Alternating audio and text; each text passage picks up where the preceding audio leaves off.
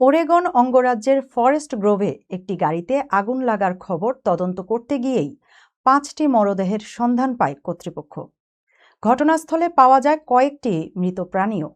ভয়াবহ এই ঘটনার পরদিনই ওয়াশিংটনের এনামক্লোতে গাড়ির ভেতর মৃত অবস্থায় পাওয়া যায় সন্দেহভাজনকে।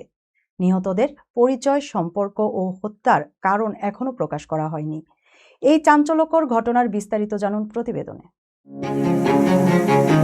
একটি গাড়িতে আগুনের খবর, আর সেই খবরের তদন্ত করতে গিয়েই বেরিয়ে এলো 5টি মরদেহ।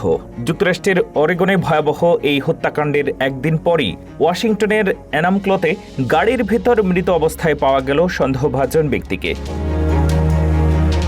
কর্তৃপক্ষ জানিয়েছে সন্দেহভাজন 36 বছর বয়সী বেঞ্জামিন চার্লস পার্কার। তদন্তকারীদের ধারণা তিনি আত্মহত্যা করেছেন। তার মৃত্যুর পর সাধারণ মানুষের জন্য আর কোনো নিরাপত্তা হুমকি নেই বলেও নিশ্চিত করেছে ওয়াশিংটন কাউন্টি শেরিফের কার্যালয়।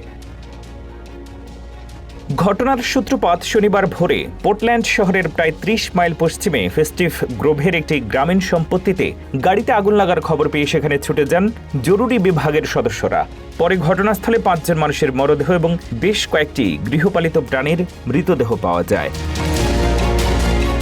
তবে নিহতদের বয়স, লিঙ্গ, মৃত্যুর কারণ কিংবা তাদের মধ্যে কোনো সম্পর্ক ছিল কিনা কোনোটিই এখনও জানায়নি কর্তৃপক্ষ। এমনকি মৃত প্রাণীগুলো কী ধরনের ছিল সেটিও প্রকাশ করা হয়নি। রোববার সংবাদ সম্মেলনে শেরিফের গোয়েন্দা শ্যানন ওয়াইল্ড জানান, নিহতদের পরিচয় শনাক্ত আর স্বজনদের খবর দিতে তদন্তকারীরা কাজ করছেন। একই সঙ্গে বিশাল ঘটনাস্থলে চলছে সক্রিয় তদন্ত। শেরিফ ক্যাপ্রিস ম্যাসি বলেন, তার 22 বছরের কর্মজীবনে এত জটিল তদন্ত খুব কমই দেখেছেন। তিনি ওই এলাকার বাসিন্দা কিংবা সম্পত্তি সম্পর্কে যাদের কোনো তথ্য রয়েছে তাদের তদন্তকারীদের সঙ্গে যোগাযোগ করার আহ্বান জানিয়েছেন।